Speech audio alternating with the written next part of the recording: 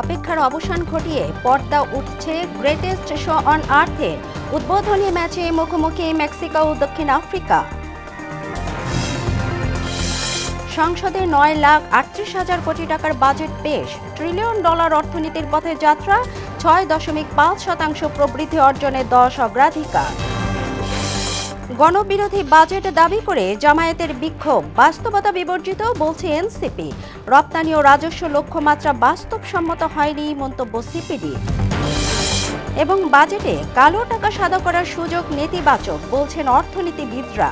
উচ্চাভিলাষী হলেও ব্যবসা ও বিনিয়োগ বান্ধব দাবি ঢাকা চেম্বারে।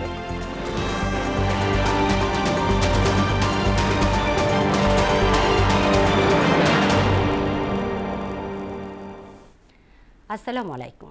মোহনার সংবাদে স্বাগত। শুনছিলেন শিরোনাম, পুরো সংবাদে আপনাদের সঙ্গে আছি তাবশির আলিজা।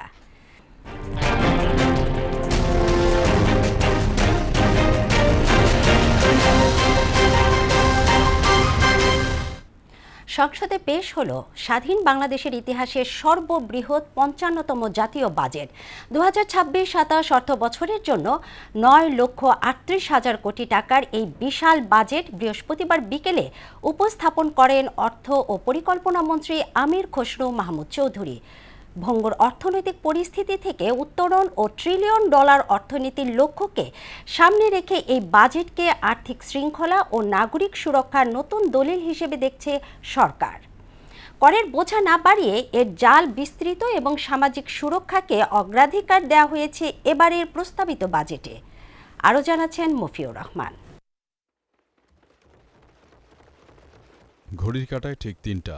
রীতি অনুযায়ী কালো সুটকেস নিয়ে সংসদে প্রবেশ করেন অর্থমন্ত্রী আমির খসরু মাহমুদ চৌধুরী, সঙ্গে প্রধানমন্ত্রী তারেক রহমান। সামষ্টিক অর্থনীতির চাপ সামলাতে টেকসই প্রবৃদ্ধির লক্ষ্যে নতুন অর্থবছরে প্রস্তাবিত বাজেট উপস্থাপন শুরু হয়। সরকারের এবং অর্থমন্ত্রী হিসেবে এটি তার প্রথম বাজেট পেশ।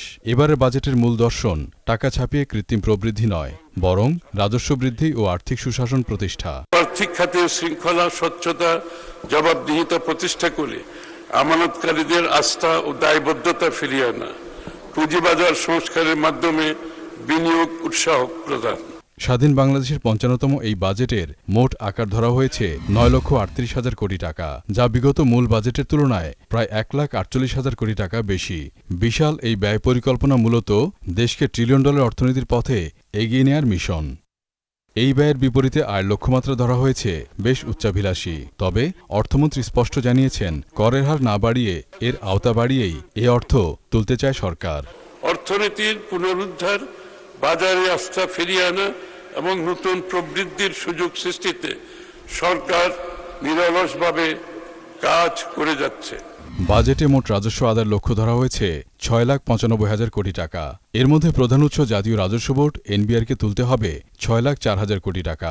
রাজস্ব ব্যবস্থাপনাকে আলাদা করার উদ্যোগ নেওয়া হয়েছে।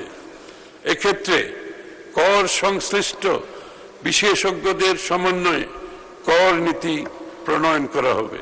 আয়ের এই লক্ষ্যমাত্রার পরও ব্যয়ের সঙ্গে আয়ের বড় ব্যবধান থাকছে এবারের বাজেটেও। তবে এই ঘাটতি মেটাতে টাকা ছাপানোর প্রথাগত পথ থেকে এবার সরে আসার ইঙ্গিত দিয়েছে সরকার। 2030-31 অর্থবছরের মধ্যে আমরা দেশের প্রকৃত জিডিপির 8.5% উন্নীত করতে, মূল্যস্ফীতি 5% নামিয়ে আনতে এবং মোট বিনিয়োগকে জিডিপির 40% উন্নীত করতে চায়। এবারের বাজেটে মোট ঘাটতি ধরা হয়েছে 2,43,000 কোটি টাকা। পূরণে আভ্যন্তরীণ ব্যাংক খাত থেকে 1,12,000 কোটি টাকা এবং বৈদেশিক উৎস থেকে 1,16,000 কোটি টাকা সংগ্রহের পরিকল্পনা করা হয়েছে। এবারের বাজেটের মানবিক দিক হল উচ্চ মূল্যস্ফীতি থেকে প্রান্তিক মানুষকে বাঁচাতে সামাজিক নিরাপত্তা ও সুরক্ষায় রেকর্ড বরাদ্দ এবং দেশীয় শিল্পের বিকাশে কর ছাড়ের সাহসী সিদ্ধান্ত। আমাদের লক্ষ্য বর্তমান ঋণ ভিত্তিক অর্থনীতি থেকে দূরে সরে এসে বিনিয়োগ ভিত্তিক অর্থনীতি গড়ে তোলা। বন্ড মার্কেট এবং বিকল্প অর্থায়ন ব্যবস্থার উন্নয়ন করা হবে। সামাজিক নিরাপত্তা বেষ্টনীতে বরাদ্দ বাড়িয়ে করা হয়েছে প্রায় 1,44,338 কোটি টাকা। পাশাপাশি মধ্যবিত্তকে স্বস্তি দিতে ব্যক্তিশ্রেণীর করমুক্ত আয়সীমা 3,75,000 টাকায় উন্নীত করার প্রস্তাব করা হয়েছে। আর মেড ইন বাংলাদেশ স্লোগানকে সফল করতে দেশীয় উৎপাদনমুখী শিল্পকে সুরক্ষার প্রস্তাব দিয়েছেন অর্থমন্ত্রী। উন্নয়নের সুফল সমাজের সকল স্তরের মানুষের কাছে পৌঁছে যাবে। 9,38,000 কোটি টাকার প্রস্তাবিত বাজেট ভারসাম্যপূর্ণ এবং বিনিয়োগ বান্ধব। তবে বৈশ্বিক মন্দা এবং দেশের ডলার সংকটের বাস্তবতায় 6,95,000 কোটি টাকার রাজস্ব আদায় এবং 7.5% মূল্যস্ফীতি ধরে রাখার সামষ্টিক লক্ষ্যগুলো অর্জন করাই হবে অর্থমন্ত্রীর জন্য বড় অ্যাসিড টেস্ট। বর্তমানে সীমাবদ্ধতা ও চ্যালেঞ্জ সত্ত্বেও আমরা মনে করি নতুন বাজেট অর্থনীতিতে ইতিবাচক পরিবর্তনের সূচনা করবে। মফিউর রহমান, মোহনা সংবাদ, ঢাকা। মূল্যস্ফীতি নিয়ন্ত্রণ, কর্মসংস্থান সৃষ্টি, সামাজিক সুরক্ষা জোরদার এবং মানব সম্পদ উন্নয়ন, এই 4 লক্ষ্যকে সামনে রেখে প্রস্তাব করা হয়েছে 2026-27 অর্থ বছরের জাতীয় বাজেট। 9,38,000 কোটি টাকার এই বাজেটে সবচেয়ে বেশি বরাদ্দ পেয়েছে সামাজিক নিরাপত্তা খাত। পাশাপাশি শিক্ষা, স্বাস্থ্য, কৃষি এবং স্থানীয় সরকার খাতেও রাখা হয়েছে বড় অঙ্কের অর্থ। বাজেটের খাত ভিত্তিক চিত্র তুলে ধরছেন মনিরুল ইসলাম। প্রস্তাবিত 2026-27 অর্থ বছরের জাতীয় বাজেটের আকার ধরা হয়েছে 9,38,000 কোটি টাকা। এবারের বাজেটে সামাজিক নিরাপত্তা, শিক্ষা ও স্বাস্থ্য খাতকে সর্বোচ্চ অগ্রাধিকার দেওয়া হয়েছে। ন্যায্যতাকে মূল বিবেচনায় নিয়ে পরিকল্পনা করেছি। সর্বোচ্চ বরাদ্দ পেয়েছে সামাজিক নিরাপত্তা খাত। এ খাতে বরাদ্দ রাখা হয়েছে 1,44,338 কোটি টাকা, যা মোট বাজেটের প্রায় 15.4%। বাজেটের অগ্রাধিকার নির্ধারণে ও বাস্তবায়নে আমরা নীতিগতভাবে প্রধান বিবেচনায় রাখছি ভ্যালু ফর মানি, অর্থাৎ সীমিত সম্পদের সর্বোত্তম সদ্ব্যবহার, রিটার্ন অন ইনভেস্টমেন্ট। দ্বিতীয় সর্বোচ্চ বরাদ্দ পেয়েছে শিক্ষা খাত। শিক্ষা খাতে বরাদ্দ ধরা হয়েছে 1,36,606 কোটি টাকা, যা মোট বাজেটের 14.6%। স্বাস্থ্য ও পরিবার কল্যাণ খাতে বরাদ্দ রাখা হয়েছে 69,409 কোটি টাকা। মোট বাজেটের হিসাবে এ খাতের অংশ 7.4%। কৃষি, খাদ্য, মৎস্য ও প্রাণী সম্পদ খাতে বরাদ্দ প্রস্তাব করা হয়েছে 43,335 কোটি টাকা, যা মোট বাজেটের 4.6%। স্থানীয় সরকার ও পল্লী উন্নয়ন খাতে বরাদ্দ রাখা হয়েছে 41,352 কোটি টাকা। এ খাতের অংশ মোট বাজেটের 4.4%। বিদ্যুৎ ও জ্বালানি খাতে বরাদ্দ ধরা হয়েছে 17,345 কোটি টাকা, যা মোট বাজেটের 1.8%। অন্যদিকে দুর্যোগ ব্যবস্থাপনা ও ত্রাণ মন্ত্রণালয়ের জন্য বরাদ্দ রাখা হয়েছে 10,350 কোটি টাকা, যা মোট বাজেটের 1.1%। বাইরের ধাক্কা এলেও অভ্যন্তরীণ স্থিতিশীলতার উপর অভিঘাতের মাত্রা মোকাবেলা করে অগ্রযাত্রা অব্যাহত রাখা। অর্থমন্ত্রী বলেন, মানব সম্পদ উন্নয়ন, সামাজিক সুরক্ষা জোরদার, স্বাস্থ্যসেবার সম্প্রসারণ এবং কৃষি ও স্থানীয় পর্যায়ে উন্নয়ন কার্যক্রম এগিয়ে নিতে এসব খাতে অগ্রাধিকারমূলক বরাদ্দ দেওয়া হয়েছে। উন্নয়ন ব্যয় ধরা হয়েছে 3,16,075 কোটি টাকা এবং পরিচালন ব্যয় 6,21,925 কোটি টাকা। দেশের অর্থনীতিতে স্থিতিশীলতা অর্জন, পুনর্গঠন, বিনিয়োগ নির্ভর প্রবৃদ্ধির পথে এগিয়ে নিতে মধ্যমেয়াদী কৌশল কাঠামো প্রণয়ন করেছি মাননীয় স্পিকার। এই কাঠামোর আওতায় 2030-31 অর্থ বছরের মধ্যে আমরা দেশের প্রকৃত জিডিপির 8.5% উন্নীত করতে। সব মিলিয়ে সামাজিক নিরাপত্তা, শিক্ষা ও স্বাস্থ্য, এই 3 খাতেই কেন্দ্রীভূত হয়েছে এবারের বাজেটের সবচেয়ে বড় অংশ। সরকার 10টি প্রধান অগ্রাধিকার বিবেচনায় রেখে বাজেট প্রস্তাব দাঁড় করিয়েছে। মনিরুল ইসলাম, মোহনা সংবাদ, ঢাকা। তারেক রহমান সরকারের প্রথম বাজেটে কর ছাড়ের ছড়াছড়ি। সৃজনশীল অর্থনীতি সম্প্রসারণের পাশাপাশি বিভিন্ন খাতের উদ্যোক্তাদের জন্য শুল্ক ছাড় দেওয়া হচ্ছে এবার। মুদ্রাস্ফীতির চাপে পিষ্ট সাধারণ মানুষের জন্য বড় সুখবর নিয়ে এলো 2026-27 অর্থ বছরের জাতীয় বাজেট। এই বাজেটে সাধারণ মানুষের দৈনন্দিন খরচ কমাতে এবং হাতে বাড়তি টাকা রাখতে একগুচ্ছ জনমুখী পদক্ষেপ নেওয়া হয়েছে। বিশেষ করে চাল, ডাল সহ নিত্যপণ্যের দাম কমানো এবং কর মুক্ত আয়ের সীমা বাড়ানোর ঘোষণা সবার নজর কেড়েছে। আরও জানাচ্ছেন উষা ফেরদৌস। গণতান্ত্রিক, মানবিক ও অন্তর্ভুক্তিমূলক অর্থনীতির অভিযাত্রা প্রতিপাদ্যে এবারের বাজেট। মধ্যবিত্তের জন্য বাজেটের সবচেয়ে বড় উপহার হলো করমুক্ত আয়ের সীমা বৃদ্ধি। বর্তমানে বছরে 3,50,000 টাকা পর্যন্ত আয়ের ওপর কোনো কর দিতে হয় না। এটি বাড়িয়ে 3,75,000 টাকা করার প্রস্তাব করেছেন অর্থমন্ত্রী। বর্তমানে সীমাবদ্ধতা ও চ্যালেঞ্জ সত্ত্বেও আমরা মনে করি নতুন বাজেট অর্থনীতিতে ইতিবাচক পরিবর্তনের সূচনা করবে। চাল ডাল সহ 60 পণ্যের দাম কমবে বাজারে। নিত্য পণ্যের আকাশছোঁয়া দাম নিয়ন্ত্রণে আনতে সরকার আমদানিকারক ও সরবরাহকারীদের জন্য বড় কর ছাড় দিয়েছে। চাল ডাল ভোজ্য তেল চিনি ও লবণের মতো 60টি নিত্য প্রয়োজনীয় পণ্যের উপর উচ্চ কর কমানো হয়েছে। সমৃদ্ধ অর্থনীতি বিনির্মাণ যা আগামী 5 বছরের মধ্যে সম্পন্ন করা হবে। সাধারণ মানুষের চিকিৎসার খরচ সাশ্রয় করতে বাজেটে বিশেষ নজর দেওয়া হয়েছে। কিডনি রোগীদের ডায়ালাইসিস ফিল্টার আমদানিতে সব ধরনের কর ও ভ্যাট প্রত্যাহার করা হয়েছে। এর ফলে প্রতিবার ডায়ালাইসিসের খরচ প্রায় 800 টাকা কমবে। এছাড়া হার্টের রিং এর দাম প্রায় 20,000 টাকা এবং চোখের লেন্সের দাম 5,000 টাকা পর্যন্ত কমানোর জন্য কর ছাড়ের ঘোষণা দেওয়া হয়েছে।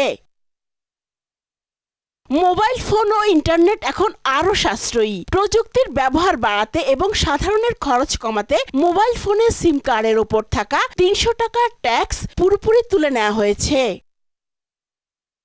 শিল্প খাতে বিভিন্ন কর ও শুল্ক ছাড়ের ফলে washing machine, electric oven, microwave oven এবং এলপিজি সিলিন্ডারের দাম কমবে। এছাড়া দেশে উৎপাদিত ট্রান্সফরমার, ডিটারজেন্ট, দেশীয় মোটর ও বাইসাইকেলের যন্ত্রাংশের দামও কমার সুযোগ তৈরি হয়েছে। প্রস্তাবিত বাজেট অনুযায়ী সরাসরি মূল্য বৃদ্ধির ঝুঁকিতে থাকা পণ্যগুলোর মধ্যে রয়েছে কাজু বাদাম, আমদানিকৃত পাঙ্গাস, fillet, cigarette, nicotine pouch, heated tobacco, 200 থেকে 16 সিসি পেট্রোল, ডিজেল চালিত গাড়ি, আমদানিকৃত ওয়াশিং মেশিন, জিপসাম বোর্ড ও শীট, পিভিসি রেজিন ভিত্তিক পণ্য, পিইটি রেজিন ভিত্তিক পণ্য, কোল্ড রোলড ওয়েল ও শীট, কপারের তার ও টিউব এবং পলিয়েস্টার স্ট্যাপল ফাইবার সহ আরো অনেক পণ্য। আগামী 1 জুলাই 2026 হতে ধাপে ধাপে বাস্তবায়ন করার ঘোষণা দিচ্ছে মাননীয় স্পিকার। উষা ফেরদৌস, মোহনা সংবাদ, ঢাকা। প্রস্তাবিত জাতীয় বাজেটকে গণবিরোধী ও লুটপাটের বাজেট বলে মন্তব্য করেছেন বাংলাদেশ জামায়াতে ইসলামের কেন্দ্রীয় সহকারী secretary general doctor AHM Hamidur Rahman Azad. দলটির ঢাকা মহানগরী দক্ষিণ আয়োজিত বাজেট প্রতিক্রিয়ায় এ কথা বলেন তিনি। এদিকে বাজেটকে উচ্চাভিলাষী ও বাস্তবতা বিবর্জিত বলে জানিয়েছে জাতীয় নাগরিক পার্টি NCP। আরও জানাচ্ছেন মুতাসির আলী। বৃহস্পতিবার বিকেলে সংসদে বাজেট পেশের পর সন্ধ্যায় তাৎক্ষণিক বাজেট প্রতিক্রিয়ার কর্মসূচি হিসেবে রাজধানীর বায়তুল মোকাররমের উত্তর গেটে বিক্ষোভ মিছিলের আয়োজন করে সংসদের প্রধান বিরোধী দল বাংলাদেশ জামায়াতে ইসলামীর ঢাকা মহানগরী দক্ষিণ। এতে উপস্থিত নেতারা প্রস্তাবিত বাজেটের সমালোচনা করেন। দলটির ঢাকা মহানগরী দক্ষিণের নায়েবে আমির অ্যাডভোকেট ডক্টর মোহাম্মদ হেলাল উদ্দিন এই বাজেটকে জনবান্ধব বিবর্জিত বাজেট হিসেবে আখ্যায়িত করেন। ধনীদের লালন করার বাজেট, এই বাজেট জনগণ প্রত্যাখ্যান করলো। চাঁদাবাজ লুটেরা এই বাজেট থেকে উপকৃত হবে বলে উল্লেখ করেছেন জামায়াতে ইসলামের সহকারী secretary general advocate Moazzem Hossain Helal. চাঁদাবাজ লুটেরা, সুবিধাবাদীরা এই বাজেট থেকে উপকার লাভ করবে। বিক্ষোভ মিছিলে প্রধান অতিথি হিসেবে উপস্থিত থাকেন দলটির কেন্দ্রীয় সহকারী secretary general doctor AHM Hamidur Rahman Azad. এই বাজেটে জুলাই আন্দোলনের প্রতিফলন ঘটেনি বলে একে দলীয় বান্ধব হিসেবে উল্লেখ করেন তিনি। এই বাজেটে জুলাই আকাঙ্ক্ষার প্রতিফলন হয় নাই। আগে যেভাবে দলীয় ইস্তেহার এবং এজেন্ডা বাস্তবায়ন আর দলীয় কর্মী লালন পালনের যে কর্মসূচি, বাজেট যে একটি অর্থনৈতিক পরিকল্পনা বাৎসরিক, তার চিত্র যেন অঙ্কন করা হয়েছে। এদিকে প্রস্তাবিত বাজেটকে উচ্চাভিলাষী ও বাস্তবতা বিবর্জিত বলে জানিয়েছে জাতীয় নাগরিক পার্টি NCP। দলটির ছায়া বাজেট কমিটির প্রধান ডক্টর আতিক মুজাহিদ এমপির স্বাক্ষরিত এক বিবৃতিতে প্রতিক্রিয়া জানানো হয়। মুদাসসির আলী, মোহনা সংবাদ, ঢাকা। প্রস্তাবিত বাজেটে সুশাসন ও সংস্কার নিয়ে সরকারের পদক্ষেপকে ইতিবাচক বলে মত দিয়েছে centre for policy dialogue CPD। তবে রপ্তানি ও রাজস্ব আদায় লক্ষ্যমাত্রা বাস্তবসম্মত হয়নি বলে মনে করে সংস্থাটি। বৃহস্পতিবার সন্ধ্যায় 2026-27 অর্থবছরের বাজেট প্রস্তাবনা বিষয়ে তাৎক্ষণিক প্রতিক্রিয়ায় এমন মত দেন সংস্থাটির নির্বাহী পরিচালক ফাহমিদা খাতুন। এমআর আসাদের রিপোর্ট। সংসদে বাজেট অধিবেশনে প্রস্তাবনার পর নিজ কার্যালয়ে তাৎক্ষণিক মতামত জানায় centre for policy dialogue CPD. এতে প্রস্তাবিত বাজেটের ইতিবাচক নেতিবাচক অংশ তুলে ধরা হয়। দায়িত্ব গ্রহণের স্বল্প সময়ে বাজেট প্রস্তাবনার প্রশংসাও করে সংস্থাটি। সুতরাং এখানে কোনো এতে সুশাসন ও সংস্কারকে অগ্রাধিকার দেয়া ইতিবাচক বলে জানান সংস্থার নির্বাহী পরিচালক ফাহমিদা খাতুন। শিক্ষা ও স্বাস্থ্য খাতে বরাদ্দ বৃদ্ধিকেও ইতিবাচক বলেন তিনি। শুধুমাত্র বরাদ্দ বাড়িয়েই তো হবে না, সেটা থেকে গুণগত মান, শিক্ষার মান কিংবা স্বাস্থ্য সেবার মান সেগুলো যদি না বাড়ে তাহলে ব্যয় বাড়িয়েও কিন্তু আসলে কোনো লাভ হবে না, সেটা কিন্তু অপচয় হবে। তবে রপ্তানি ও রাজস্ব আদায়ে লক্ষ্যমাত্রা বাস্তবসম্মত হয়নি বলে জানান নির্বাহী পরিচালক। বেসরকারি বিনিয়োগে গতিশীলতা আনা, শিল্পের উৎপাদন বাড়ানো, উৎপাদনশীলতা বাড়ানো এবং রপ্তানিতে একটা গতিময়তা আনতে হবে। কারণ আমরা দেখছি যে বর্তমানে যে ধরনের বিনিয়োগ অবস্থা রয়েছে কিংবা আর্থিক খাতের যে দুর্বলতা, জ্বালানি সংকট ইত্যাদির প্রেক্ষিতে এই লক্ষ্য অর্জন করাটা বেশ চ্যালেঞ্জিং হবে। বাজেট বাস্তবায়নে দক্ষ জনবল, সদিচ্ছা ও স্বচ্ছতার প্রয়োগ থাকলে দেশের অর্থনীতি ঘুরে দাঁড়ানোর সম্ভাবনার কথাও বলেন ডক্টর ফাহমিদা। রাজনৈতিক সদিচ্ছা এবং প্রশাসনিক সক্ষমতা এবং একটা দীর্ঘমেয়াদী ধারাবাহিক প্রচেষ্টা চালিয়ে যাওয়া, সেটাই হচ্ছে গুরুত্বপূর্ণ। এমআর আসাদ, মোহনা সংবাদ, ঢাকা। আবার আগামীকাল দেখা হবে। বাজেটে কোনো প্রশ্ন ছাড়াই কালো টাকা সাদা করার সুযোগকে নেতিবাচক হিসেবে দেখছেন অর্থনীতিবিদরা। তারা বলছেন, বর্তমান বাস্তবতায় সরকারের লক্ষ্য অর্জন কিংবা বাজেট জনবান্ধব হওয়া অনেকটাই চ্যালেঞ্জিং। বাজেটের সফলতা অর্জনে উচ্চ আয়ের মানুষের কাছ থেকে কর সংগ্রহে বিশেষ নজর দেওয়ার তাগিদও দেন তারা। আরও জানাচ্ছেন বিজন কুমার। মানুষের জীবনযাত্রায় নাভিশ্বাস হয়ে উঠেছে লাগামহীন দ্রব্যমূল্য। নিত্যপণ্যের দাম চলে গেছে ক্রয় ক্ষমতার বাইরে। এতে নিম্ন ও মধ্যবিত্ত শ্রেণীর মানুষের জীবনযাত্রায় দেখা দিয়েছে তীব্র চাপ। এখন 1000 টাকা নিয়ে আসলেও বাজার হয় না। আগে মাছ কিনতাম 400, 500, 600, এখন এই মাছ হচ্ছে 1000, 1200, 1600। এমন বাস্তবতায় মানুষের প্রত্যাশা ঘোষিত বাজেট হবে সত্যিকারের জনবান্ধব, যেখানে নিত্যপণ্য থাকবে ক্রয় ক্ষমতার মধ্যে। আমি বাজারে পেশ করতে চাই, আমি চাই ডাক্তারের ভিজিট কমাবে, ওষুধ নিয়ন্ত্রণ করবে এবং চাইল্ড ডাল কমাবে। জিনিস আমরা গরিব মানুষ যাতে আমরা ভালোভাবে থাকতে পারি। সাধারণ মানুষের প্রত্যাশা মাথায় রেখেই এবারের বাজেট প্রণয়ন করেছে সরকার। 9,38,000 কোটি টাকার এই বাজেটে স্বস্তি ফেরাতে চাল, ডাল, তেল, পেঁয়াজ সহ 60টি নিত্যপণ্যের উৎসে কর কমানোর প্রস্তাব করা হয়েছে। প্রস্তাবিত 55তম জাতীয় বাজেটে জীবনযাত্রার ব্যয় কমানো এবং লাগামহীন মূল্যস্ফীতি নিয়ন্ত্রণে সরকারের প্রতিশ্রুতি থাকলেও বাজেট জনবান্ধব হওয়া অনেকটাই চ্যালেঞ্জিং বলে মনে করছেন অর্থনীতিবিদরা। করোনা মহামারীর পরে প্রথম গ্রোথ রেট, প্রবৃদ্ধির হার 4%-এর নিচে কমে আসছে। এই একটা ইন্ডিকেটরই দেখাচ্ছে যে বাংলাদেশের অর্থনীতি কতটা ভঙ্গুর। সরকারের যে আয় মোটামুটি ট্যাক্স থেকে যেটা হয়, যেটা খুবই সীমিত এবং একটা খুব বড় অ্যামাউন্টের ডেফিসিট আছে আয় এবং ব্যয়ের মধ্যে, সেখানে খুব জনবান্ধব হওয়ার কিন্তু সুযোগ খুব বেশি থাকে না। পাশাপাশি বাজেটে কোনো প্রশ্ন ছাড়া কালো টাকা সাদা করার সুযোগ রাখা মঙ্গলজনক নয় বলে জানান এই অর্থনীতিবিদ। তার মতে এমন নীতি কর ব্যবস্থায় ফেলতে পারে নেতিবাচক প্রভাব। কালো টাকা সাদা করার সুযোগ দেবেন তখন এবং এটা রিপিট করবেন, তখন অবশ্যই কালো টাকা আয় করার উৎসাহ বহুগুণে বেড়ে যাবে, কারণ তারা জানে যে এক পর্যায়ে এসে তো সাদা আমি করতেই পারবো। ফলে কালো টাকা কে শাস্তি দেওয়ার বদলে আপনি আসলে পুরস্কৃত করছেন, উৎসাহিত করছেন। বাজেটে রাজস্ব আয়ের লক্ষ্য 6,95,000 কোটি টাকা। রাজস্ব লক্ষ্যমাত্রা অর্জনে উচ্চ আয়ের মানুষের কাছ থেকে কর সংগ্রহে নজর দেওয়ার পরামর্শও দেন তিনি। টাকা আনতে গেলে বলবো যে আপনি উচ্চবিত্তের মানুষের কাছ থেকে তারা কোথায় কি অ্যাসেট রেখেছে সেগুলোর সব হিসাব একেবারে ডিজিটাইজ করে সেন্ট্রাল ডেটাবেজে আনতে হবে, যাতে যে কোনো ট্রানজ্যাকশন ইনফরমেশন সাথে সাথে সেন্ট্রালি চলে যায়। জনপ্রত্যাশা পূরণ করে বাজেট সফলতা অর্জন এবং নতুন অর্থ বছরে তা সাধারণ মানুষের জীবনে কতটা প্রভাব ফেলবে তাই এখন দেখার বিষয়। বিজন কুমার, মোহনা সংবাদ, ঢাকা। ভঙ্গুর অর্থনীতি পুনরুদ্ধারে প্রস্তাবিত বাজেট বাস্তবায়নকে চ্যালেঞ্জ হিসেবে দেখছেন Dhaka chamber and commerce and industries. সংগঠনের সভাপতি তাসকিন আহমেদ বলেন, প্রস্তাবিত বাজেট উচ্চাভিলাষী হলেও ব্যবসা ও বিনিয়োগ বান্ধব। বৃহস্পতিবার সন্ধ্যায় মতিঝিলে ডিসিসিআই মিলনায়তনের বাজেট নিয়ে তাৎক্ষণিক প্রতিক্রিয়ায় একথা জানান তিনি। এ সময় তিনি আরও বলেন, বাজেটের সফলতা নির্ভর করে সরকারের বাস্তবায়ন সক্ষমতার উপর। বাজেটের রাজস্ব আদায়ের আকাশচুম্বী টার্গেট বাস্তবায়ন করা চ্যালেঞ্জিং হবে বলেও মন্তব্য করেন তাসকিন আহমেদ। বঙ্গোপসাগরে মাছের অবাধ প্রজনন নিশ্চিতে ৫৮ দিনের সরকারি নিষেধাজ্ঞা শেষে আজ মধ্যরাত থেকে আবারও সাগরে মাছ ধরতে নামছেন জেলেরা। নিষেধাজ্ঞায় সাগরে যাওয়া বন্ধ থাকলেও এ সময় জাল মেরামত, রং করা সহ ট্রলারের কাজ সেরেছেন জেলেরা। বুক ভরা আশা আর আনন্দ নিয়ে রূপালী ইলিশের খোঁজে সমুদ্রে নামবেন জেলেরা। গৌতম চন্দ্র হালদারের প্রতিবেদন, জানাচ্ছেন মিশাল বিনতে আনোয়ার।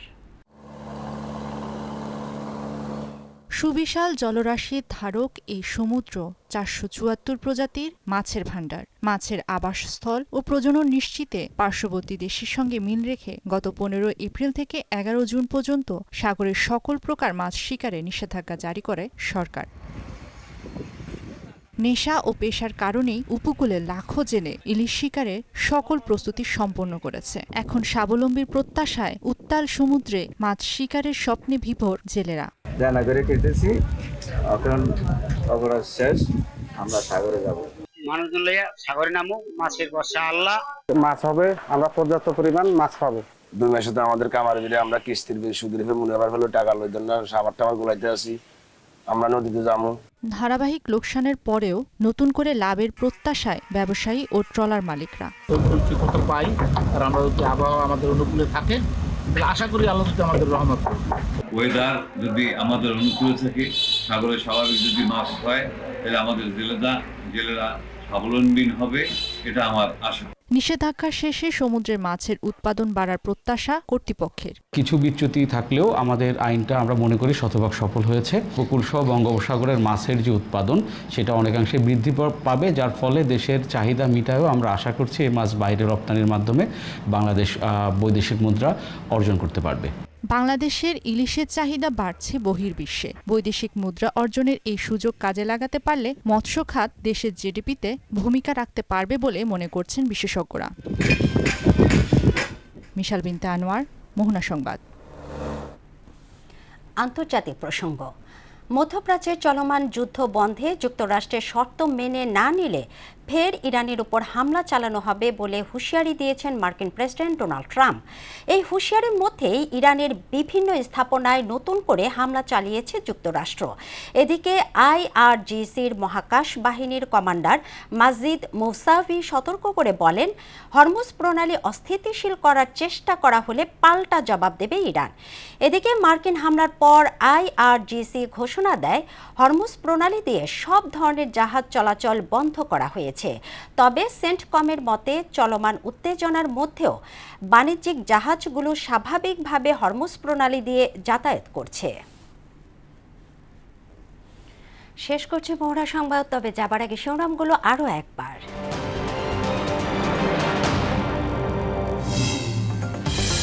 অপেক্ষার অবসান ঘটিয়ে পর্দা উঠছে গ্রেটেস্ট শো অন আর্থের উদ্বোধনী ম্যাচে মুখোমুখি মেক্সিকো ও দক্ষিণ আফ্রিকা।